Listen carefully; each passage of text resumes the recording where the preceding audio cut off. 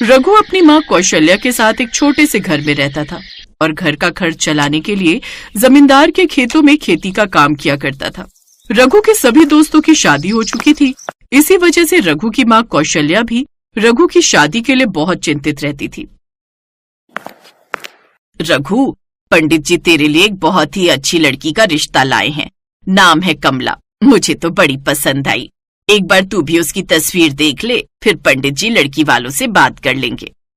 रघु बेटा, लड़की वालों के पास दहेज में देने के लिए कुछ भी नहीं है। बेचारे बहुत गरीब हैं, पर हाँ, इस बात की मैं गारंटी देता हूं कि लड़की बहुत सुंदर है, सुशील है, बहुत ही गुणवती है। पंडित जी, लड़की अगर माँ को पसंद है तो मुझे भी पसंद है, और बाकी रही बात दहेज की, तो हमें कुछ नहीं चाहिए। पर आप भी लड़की वालों से कुछ मत छुपाना। पंडित जी, आप भी उनको बोल देना कि मैं जमींदार साहब के खेतों में काम करता हूं और रोजाना का ही थोड़ा बहुत कमाता हूं। हाँ हाँ बेटा, मैंने उन्हें बोल दिया है। उन्हें इस बात से कोई ऐतराज नहीं है। मैं आज ही लड़की वालों से बात करके सारी खबर देता हूं। पंडित जी लड़की वालों से बात करते हैं और फिर रघु और कमला की शादी तय हो जाती है। बहन जी, अगर आपको ऐतराज ना हो तो हम बच्चों की शादी खेत में कर सकते हैं, क्योंकि हमारे पास तो हमारे खेत की जमीन ही अपनी है, जहां पर हम शादी कर सकते हैं। हाँ हाँ भाई साहब, कोई बात नहीं, जैसा आपको ठीक लगे आप वैसा ही करो। अगर आपको इस काम में सहूलियत है तो हम बच्चों की शादी खेत में ही करेंगे। आप खेत में ही शादी का प्रबंध कर लो। बस अब हम भी जल्द ही बारात लाने की तैयारी करते हैं। मैं आप सबके लिए मिठाई लाती हूँ। कमला और रघु की शादी की तैयारियां शुरू हो जाती हैं। सब लोग रघु की शादी में पहुंचते हैं, पर शादी की व्यवस्था खेत में देखकर बाराती बातें बनाने लगते हैं। ये लो, कर लो बात। खेत में कौन शादी करता है? शादी के लिए तो धर्मशाला, बड़े बड़े विवाह स्थल होते हैं, पर खेत में तो शादी पहली बार देखी है। क्या लड़की वाले इतने गरीब हैं? लगता तो ऐसा ही है। अरे रघु भी कौन सा अमीर है, जमींदार साहब के खेत में मामूली सा नौकरी तो है। अब उसे भी कौन सा पैसे वाले घर की लड़की मिलने वाली थी। ये तो उसकी किस्मत है जो उसकी शादी हो गई, वरना कुंवारा ही रहता। रघु ने बारातियों की बातों को सुन लिया, उसने बारातियों का मुंह चुप करा दिया। मैं जानता हूं आप सभी बाराती मेरे साथ मेरी खुशी में शामिल होने के लिए आए हैं। आप सब ने मेरी शादी में आकर मेरा मान बढ़ाया है, पर आप सब में से कुछ लोग ऐसे हैं जो मेरी शादी को लेकर कुछ ज्यादा ही चिंतित हैं। मैंने आप सब में से कुछ लोगों को बातें करते हुए सुना है, जिन्हें इस बात से परेशानी हो रही है कि शादी खेत में हो रही है तो वो अगली बस पकड़कर वापस गांव जा सकते हैं, पर जाते जाते खाना जरूर खाकर जाना।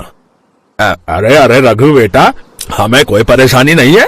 अरे कमला बेटी के परिवार वालों ने शादी के बहुत अच्छे इंतजाम किए भाई। है ऐसा लग ही नहीं रहा कि शादी खेत में हो रही है कि नहीं? किसी और को परेशानी है तो वो यहाँ से जा सकता है भाई। तुम इन सब बातों पर ध्यान मत दो बेटा। हाँ, हम जो है हम सब तुम्हारे साथ है बेटा। हाँ। जिन्होंने थोड़ी देर पहले बात की थी उनका मुंह चुप हो गया और फिर रघु और कमला की खेत में शादी संपन्न हो गई। कमला, मेरे से शादी के बाद तुम खुश तो हो ना? मैं कोशिश करूंगा कि तुम्हें कभी भी किसी चीज की कोई कमी ना होने दूं।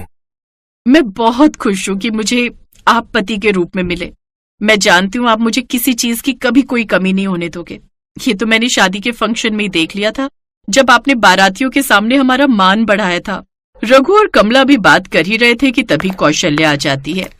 कमला बहू, कल तुम्हें मायके जाना है पगफेरे की रस्म के लिए। तुम्हारे पिताजी कह रहे थे कि तुम्हारे चाचा का बेटा तुम्हें लेने के लिए आएगा, फिर उसके बाद शाम के समय रघु तुम्हें वापस ले आएगा। अगले दिन कमला अपने भाई के साथ पगफेरे की रस्म के लिए मायके आ जाती है। शाम को कमला की सहेली उषा उसे मिलने आती है और दोनों सहेलियां आपस में बातें करने लगती हैं। कमला को पता ही नहीं चलता कि जो बातें वो अपनी सहेली से कर रही है उसे दरवाजे के पास खड़ा रघु, जो उसे लेने आया था, सुन चुका है। तो रघु जीजा जी को कह देना ना कि तुझे पहाड़ों पर ले जाए। तेरा तो बहुत मन था कि शादी के बाद तू हनीमून के लिए पहाड़ों पर जाए, तो अपने दिल की बात कह देना, क्या पता वो तेरी बात मान ही ले। नहीं नहीं उषा, पहाड़ों पर जाने का बहुत खर्चा है। मैंने सुना है बहुत सारे पैसे चाहिए पहाड़ों पर घूमने के लिए। आने जाने का किराया, रहने के लिए होटल क्या, कमरे का खाना पीना बहुत महंगा है। और तू जानती है रघु जी के पास भी इतने पैसे नहीं है कि हम ऐसी महंगी जगह पर घूमने जा सके। इसलिए मैं सोच रही हूँ कि अपने मन की बात मन में ही रहने देती हूँ। चल कोई बात नहीं, तेरा ये सपना सपना ही रह गया। कमला का उतरा हुआ चेहरा रघु देख चुका था। तभी कमला की नजर रघु पर पड़ती है। उसे नहीं पता था कि रघु सब कुछ सुन चुका है और रघु भी कुछ ऐसा ही बर्ताव करता है। अरे, आप कब आए? बस अभी आया। आप दोनों बातें करो, मैं चाची जी को बोलकर चाय लेकर आती हूँ। कुछ देर सबके साथ बैठकर रघु कमला के साथ घर लौट आता है, पर रघु के मन में वही बात घूम रही थी। रघु चाहता था कि वो कमला का सपना पूरा करे, उसे पहाड़ों पर हनीमून के लिए ले जाए। रघु जानता था कि वो जमींदार के खेतों में खेती करके इतनी जल्दी इतने सारे पैसे नहीं कमा सकता, इसलिए उसने एक बार रिस्क लेकर फिर से कुश्ती लड़ने के लिए एक प्रतियोगिता में भाग लिया। अरे रघु, तू फिर से कुश्ती प्रतियोगिता में भाग क्यों लेना चाहता है रे? जबकि तू जानता है कि कुश्ती लड़ने से तेरे पेट में दर्द होता है यार। मोहन, मुझे ढेर सारे पैसे चाहिए। मुझे तेरी भाभी का सपना पूरा करना है यार। उसे पहाड़ों पर हनीमून के लिए लेकर जाना है, इसलिए मैंने कुश्ती प्रतियोगिता में नाम लिखवाया है। बस कल मैं प्रतियोगिता जीत जाऊंगा और कमला का सपना पूरा करूंगा। अगले दिन रघु कुश्ती की प्रतियोगिता में भाग लेता है और प्रतियोगिता जीत जाता है। वो इनाम की धनराशि तो जीत जाता है, पर उसका पेट दर्द फिर से शुरू हो जाता है। रघु का दोस्त उसे अस्पताल लेकर जाता है। कमला और कौशल्या दोनों अस्पताल पहुंचते हैं। उन्हें भी सारी बात पता चल चुकी थी। आपने मेरा सपना पूरा करने के लिए अपनी जान जोखिम में डाल दी। चाहिए, मैं आपसे बात नहीं करूंगी। कमला, मुझे जो समझ में आया मैंने वो किया, पर अब मैं बिल्कुल ठीक हूं। देखो डॉक्टर साहब क्या कह रहे हैं। घबराने की कोई बात नहीं है। रघु बिल्कुल ठीक है। बस ध्यान रहे कि अब कुश्ती प्रतियोगिता नहीं करनी, समझ गए? जी डॉक्टर साहब, अब तो मैं कान पकड़ता हूं, कभी नहीं करूंगा। तूने तो हमें डरा दिया था रघु। आज के बाद ये सब बिल्कुल मत करना। हाँ, नहीं करूंगा। अच्छा, अब पहाड़ों पर हनीमून के लिए तैयारी कर लो। मैंने बस की टिकट बुक कर दी है। माँ, हम लोग एक हफ्ते बाद पहाड़ों पर घूमने के लिए जा रहे हैं। हाँ, जरूर जाओ मेरे बच्चों। खूब घूम फिर कर आना, खूब मजे करना, दोनों सदा खुश रहो। कुछ देर बाद रघु अस्पताल से घर आ जाता है और एक हफ्ते बाद रघु और कमला पहाड़ों पर हनीमून के लिए निकल जाते हैं। कमला बहुत खुश थी।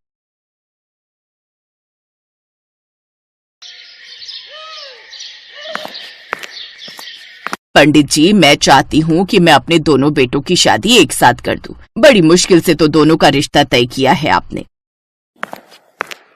पंडित जी, माँ ने बिल्कुल सही कहा। रिश्ता ढूंढते ढूंढते इतना टाइम लग गया कि छोटे वाले भाई की भी उम्र निकलती जा रही है शादी की। आप लोगों ने मुझे पहले बताया ही नहीं। अगर मुझे एक बार खबर कर देते तो मैं उसी वक्त शादी तय कर देता दोनों की। मेरे पास तो रिश्तों का भंडार पड़ा रहता है। पंडित जी, आपके पास भंडार पड़ा रहता है वो तो हमें पता है, लेकिन मेरे दोनों बेटों की शादी इस वजह से नहीं हो रही थी क्योंकि ये दोनों चाहते थे कि जब तक ये अपने पैरों पर ना खड़े हो जाएं तब तक शादी नहीं करेंगे। हाँ पंडित जी, नौकरी मिलने में इतना टाइम तो लगा, लेकिन जब नौकरी मिली तब हम दोनों की नौकरी एक साथ एक ही दिन लग गई। हम दोनों एक बहुत ही बड़ी मल्टीनेशनल कंपनी में जॉब करने लगे। जब अभी तक सारे काम हम दोनों भाइयों के एक साथ ही हुए हैं तो शादी भी एक ही दिन रख लेते हैं। खर्चा भी बच जाएगा और बार बार लोगों को बुलाने का झंझट भी नहीं होगा। चलो ठीक है, मैं एक ही तारीख निकाल लेता हूँ, फिर आपको बताता हूँ। अच्छा? इतना कहकर पंडित जी चले गए। इधर अजय और विजय दोनों ही पंडित जी का इंतजार करने लगे क्योंकि दोनों का ही शादी करने का बड़ा मन था। यार विजय, एक हफ्ता निकल गया, पंडित जी ने अभी तक शादी की डेट नहीं बताई। अब यही तो मेरी समझ में भी नहीं आ रहा है। आज अगर पंडित जी ने शादी की डेट फिक्स नहीं की तो हम लोग उन्हें खुद फोन कर लेंगे या फिर उनके घर चलेंगे। तभी अचानक पंडित जी वहां पर टपक पड़े। अजय और विजय तुरंत पंडित जी की तरफ भागे। अरे क्या कर रहे हो पंडित जी?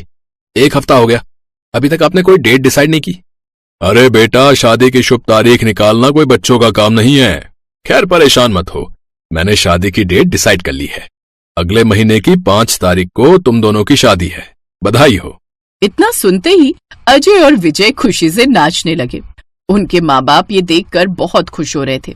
अभी तो ये दोनों बहुत खुश है, लेकिन इन्हें नहीं पता कि शादी के बाद ये खुशियां इनसे छिनने वाली हैं। आपके कहने का क्या मतलब है? शादी के बाद आपकी जिंदगी बर्बाद हो गई मेरे साथ? तो इसी तरह की खट्टी मीठी नोकझोंक के बाद वो दिन आ ही गया जब अजय और विजय की शादी राधिका और निहारिका से होने वाली थी। लेकिन राधिका और निहारिका ने एक जिद ठान रखी थी। भैया, आप लोगों ने जहाँ भी हमारा रिश्ता फिक्स कर दिया, हम लोगों ने हाँ कर दी, लेकिन अब आप लोगों को भी हमारी एक बात माननी पड़ेगी। हाँ बोलो बहनों, मैं तुम्हारी हर ख्वाहिश पूरी करूंगा। अरे बताओ तो क्या चाहिए? भैया मैंने और राधिका दीदी ने मिलकर ये डिसाइड किया है कि हमारी विदाई डोली में होगी, ना कि किसी कार में। जैसे पुरानी फिल्मों में दिखाते हैं ना, दुल्हन डोली में बैठकर जाती है और उनके दोनों भाई डोली पकड़कर उठाते हैं। ये वाला माहौल देखने के लिए तो हमने शादी के लिए हाँ किया है। अरे तो इसमें कौन सी बड़ी बात है, मैं कहीं ना कहीं से आज डोली का इंतजाम करके ही आऊंगा। तुम दोनों जाओ, कहीं से भी डोली ढूंढ कर लाओ। तुम्हारे पिता ने बिल्कुल सही कहा बच्चों, अपने बहनों की कम से कम ये ख्वाहिश तो पूरी कर ही सकते हो। उसी वक्त ही राधिका और निहारिका के दोनों भाई बाजार निकल गए। आजकल के टाइम पर डोली मिलना लगभग नामुमकिन था, लेकिन किसी भी तरह उन्होंने बहुत दूर किसी गांव में बड़ी मुश्किल से एक डोली ढूंढ निकाली। भाई साहब, हम बहुत दूर से आए, पूछते पूछते हम आप तक पहुंचे। हमारी दो बहनों की शादी एक साथ है और उनकी ये तमन्ना है कि उनकी विदाई डोली में हो, लेकिन आपके पास तो सिर्फ एक ही डोली है। अरे ऊपर वाले का धन्यवाद करो कि मेरे पास एक डोली अभी बची हुई है। आजकल के टाइम पर लोग बड़ी बड़ी गाड़ियों में बारात ले जाते हैं भाई। भैया बड़ी मुश्किल से हमें एक डोली मिली है, चलो यही लेकर चलते हैं। ये डोली मैंने बहुत ही अच्छी कारीगरी करके बनाई है।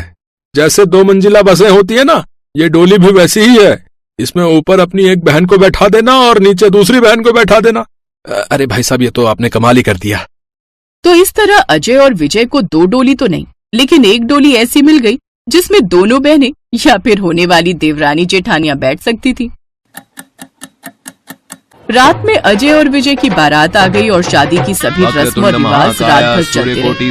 लेकिन जब सुबह बारी आई विदाई की, तब बाहर सिर्फ एक डोली ही थी। ऊपर निहारिका को बिठाया गया और नीचे राधिका को। अरे दीदी, ये कैसा मजाक है, ऊपर मैं और नीचे आप, ऐसा तो आज तक कभी सुना ही नहीं। अरे बहन, मेरे वजन से तो डोली का बुरा हाल हो जाएगा। अच्छा है कि ऊपर तू बैठी है, मैं ऊपर बैठती तो मेरे वजन से पूरी डोली पलट जाती। अरे भाई, ये क्या विदाई है, ऊपर देवरानी नीचे जेठानी। अरे कहीं डोली ने ऊपर वाली को गिरा दिया तो? अरे भाई, डोली को तो जिम भेजना पड़ेगा है? एक साथ 2 बहुओं का वजन कैसे उठाएगी? हंसी ठिठोली कर लो अभी, बाद में जब मैं इस घर की मालकिन बनूंगी तब सबकी खबर लूंगी। अरे भाई, आज तो हमारी शामत आ जाएगी। हमारी छोटी बहन ऊपर बैठी है, अगर धोखे से नीचे गिर गई तो? सही कह रहे हो भाई, ऊपर से शादी का वजन, नीचे से बहुओं का वजन। भगवान हमारी रक्षा करे। अरे मेरी प्यारी बेटियों, तुम दोनों जा रही हो, मेरा घर सूना हो जाएगा। आप ऐसा क्यों बोल रही हो बहन जी? आज से इनकी 2 माएं हो गईं, एक आप और एक मैं।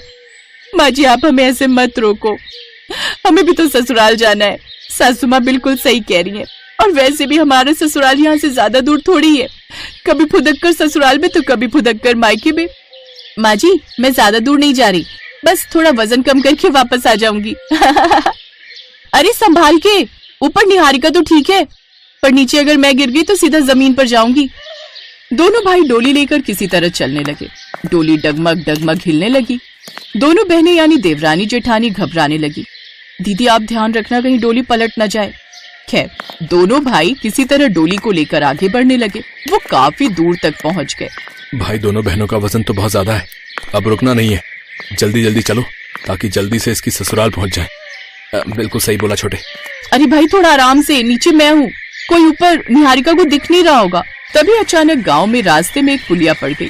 अब डोली को वो पुलिया पार करना बहुत खतरनाक हो सकता था। दोनों देवरानी जेठानी नदी में भी गिर सकती थी। अरे भाई, ये पुलिया तो बहुत छोटी है, डोली कैसे गुजरेगी? ऊपर निहारिका बैठी है, वो तो किसी तरह फिर भी बच जाएगी। सोच राधिका दीदी का क्या होगा, अगर जरा भी डोली हिली तो राधिका दीदी सीधा नदी में जा गिरेंगी। भैया आप दोनों कैसी बातें कर रहे हो, हमें डर लग रहा है। किसी तरह दोनों भाई डोली लेकर नदी के पुल पर चढ़ गए और आगे की ओर बढ़ने लगे। दीदी संभालो, डोली गिर रही है, अगर मैं नीचे गिर गई तो पूरे गांव में तमाशा हो जाएगा। कोई मुझे बचाओ, नीचे बैठी हूँ मैं। दीदी आप ठीक हो? हाँ, मुझे कोई प्रॉब्लम नहीं है, डर तो लग रहा है पर तू ऊपर है तो कम से कम तुझे कोई चोट नहीं आएगी, पर मैं अगर जरा भी डोली के बाहर निकली तो फिसलकर सीधा नदी में गिरूंगी। भैया संभाल कर ले चलो। अरे हम दोनों भाई तुम दोनों के साथ मजाक कर रहे थे। जब तुम्हारे दोनों भाइयों ने तुम दोनों की डोली को थाम रखा है तो भला कैसे हम तुम्हें गिरा सकते हैं? इस नदी में कूदकर हम भले ही अपनी जान दे दें, लेकिन अपनी बहनों को कुछ नहीं होने देंगे। इतना भरोसा रखो अपने भाइयों पर। खैर, किसी तरह दोनों भाइयों ने वो नदी पार करा दी और फाइनली ससुराल पहुंच गए। भैया, डोली में विदाई होना कितना शानदार लगता है ना। और हम दोनों आज सबसे ज्यादा अपने भाइयों से खुश है क्योंकि आप दोनों ने हमारी इच्छा पूरी कर दी। हाँ भाई, हम लोगों ने सोचा भी नहीं था कि आज के टाइम पर भी हमारी विदाई डोली से होगी, लेकिन आपने हमारी इच्छा पूरी कर ही दी। कैसे पूरी ना करते बहन? अगर हम डोली नहीं लाते तो तुम दोनों शादी ही नहीं करती और उस घर से निकलती भी नहीं। हम दोनों ने तो तुम्हें उस घर से भगाने के लिए डोली की व्यवस्था की थी। भैया मुझे पता है कि आप दोनों मजाक कर रहे हो। दोनों भाई हंसी मजाक करके अपने गम को भुलाने की कोशिश तो कर रहे थे, लेकिन उनकी दोनों बहनों ने पहचान लिया कि दोनों भाई उनकी शादी होने पर दुखी हैं। जीवन में विदाई का पल हमेशा भावुक होता है, चाहे वो कितना भी मजेदार क्यों ना हो। आज देवरानी और जेठानी दोनों ने अपने सफर की शुरुआत की और इस सफर में हंसी और प्यार के साथ दोनों की शादी हो गई। अब निहारिका और राधिका अपने ससुराल में खुशी खुशी रहने लगी, क्योंकि उनके सास ससुर और दोनों के पति भी बहुत समझदार और सुलझे हुए थे।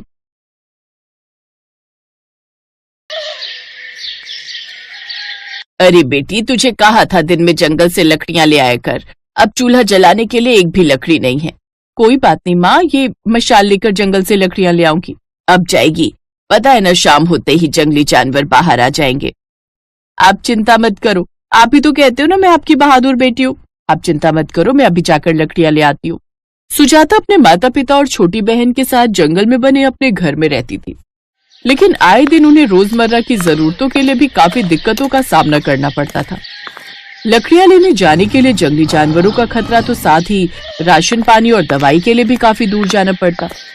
अब जैसे जैसे समय गुजरता है वैसे वैसे उन्हें जंगल में रहने की आदत हो जाती है। कुछ देर बाद सुजाता जंगल से लकड़ियां लेकर लौट आती है। बेटी तू मशाल बाहर रख दे, कहीं रात को कोई जंगली जानवर ना आ जाए। नहीं बाबा, मैंने पहले ही मशाल बाहर रख दी और लकड़ियां भी ले आई। साथ में आपके लिए ये जड़ी बूटी लाई हूँ, इससे देखना आपका जुकाम कैसे ठीक हो जाएगा। इसे पीते ही आपका जुकाम छूमंतर हो जाएगा। जीती रहे बेटी। चलो बेटी अब खाना खा लो, मैंने साग बनाया है। ये तो भला हो हमारी सुजाता का, जिसके कारण हमें जंगल में इतनी तकलीफों का सामना नहीं करना पड़ता। अपनी रोजमर्रा की जिंदगी को आसान बनाने के लिए सुजाता ने अपने घर के आगे ही सब्जियों की क्यारी लगा दी थी, जिससे उन्हें सब्जियों के लिए ज्यादा दूर नहीं जाना पड़ता था। साथ ही जंगल से लकड़ियां काट कर वो शहर में अपने पिता के साथ बेचती भी थी। लेकिन अब सुजाता की शादी की उम्र हो गई थी। उसके लिए एक रोज पहाड़ों से रिश्ता आया, जिसके लिए झट से उसके परिवार वाले मान गए। मुझे तो खुशी है कि मेरी बेटी को पहाड़ों का ससुराल मिला है। अब तू पहाड़ी जिंदगी जिएगी और खुश रहेगी। लेकिन माँ, मुझे आप लोगों की चिंता सताती रहेगी। मैं वहाँ पहाड़ों में रहूंगी और आप यहाँ जंगलों में। बेटी, हम लोगों को तो अब आदत हो गई है यहाँ जंगल में रहने की। मैं तो तेरे लिए खुश हूँ। हाँ, माना कि पहाड़ों में ठंड होती है, लेकिन कम से कम तू वहाँ जंगली जानवरों से तो बची रहेगी। ऐसे ही समय बीतता है और सुजाता ब्याह कर अपने पहाड़ी ससुराल कसोल आ जाती है। लेकिन पहाड़ों में आकर उसे काफी ठंड लगने लगती है। ओह, यहाँ तो बहुत ज्यादा ठंड है। इतनी ठंड तो मैंने कभी नहीं देखी। तू घबरा मत बहू, तू अभी पहाड़ों में आई है ना, इसलिए तुझे ज्यादा ठंड लग रही है। खैर कोई बात नहीं, तू चूल्हे के पास बैठ, मैं तब तक तेरे लिए गर्म कपड़े निकाल देती हूँ। आशा गर्म कपड़े लेकर अपनी बहू को देती है। उसे पहनकर अब सुजाता को थोड़ा आराम मिलता है। पहाड़ चढ़कर आई सुजाता काफी थक गई थी, इसलिए वो बिना कुछ खाए पिए ही सो जाती है। फिर अगली सुबह, बहू आज तेरे पहाड़ी ससुराल में पहली रसोई की रस्म है। बाहर घर के नीचे ढलान है ना, उसके नीचे कुछ सब्जियां लगी हैं। जा वहीं से तोड़ कर ले आ और कुछ बना ले। ठीक है माँ जी। सुजाता जैसे ही ढलान के पास सब्जियां तोड़ने जाती है तो उस ढलान को देखकर घबरा जाती है। हे भगवान, यहाँ तो ढलान के आजू बाजू में कितनी गहरी खाइयां हैं। अगर जरा भी पैर फिसला तो इंसान की एक पसली तक ना बचे। बड़ा फूक फूक कर कदम रखना होगा। सुजाता बड़े आराम से उस ढलान से उतरकर सब्जियां तोड़ कर ले आती है। वो जैसे ही सब्जियां लेकर ऊपर आती है तो बर्फ पड़ने के कारण उसका आंगन में पैर फिसल जाता है और वो धड़ाम से नीचे गिर जाती है। उई माँ, अब मेरी कमर, लगता है अब तो टूट ही गई।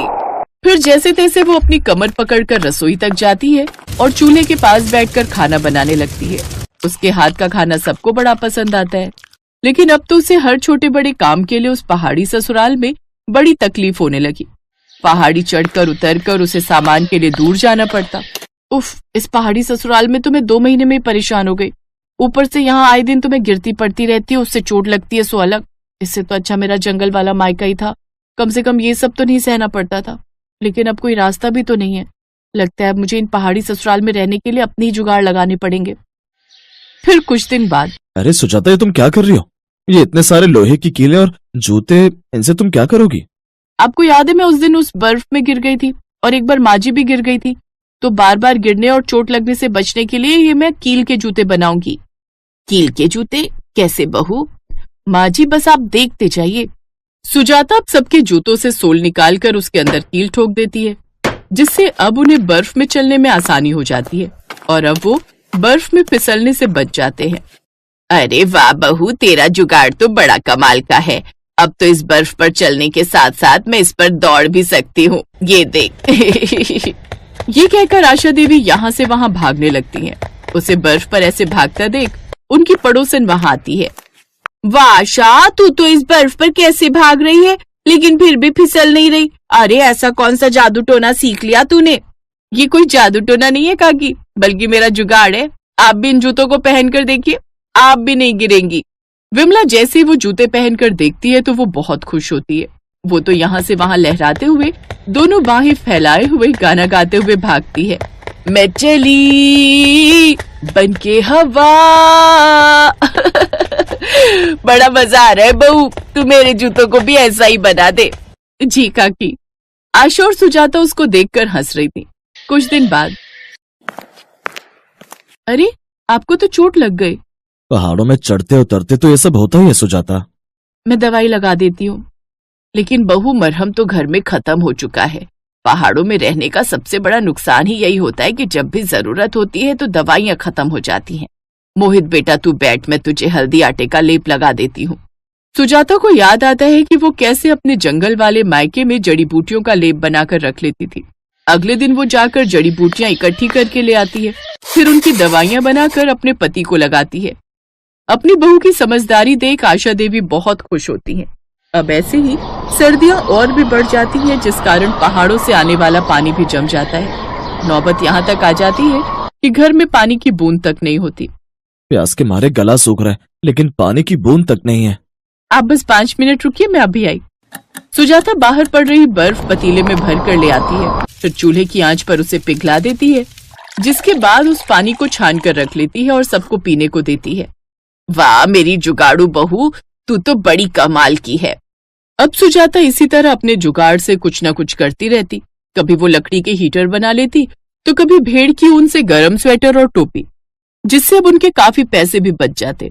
साथ ही ये सब जुगाड़ वो सभी गांव वालों को भी बताती है, जिससे सबको खूब मदद मिलती है। सुजाता की समझदारी देख गांव के लोग उसे गांव का प्रधान बना देते हैं। अब सुजाता और उसके ससुराल वाले सभी बहुत खुश थे।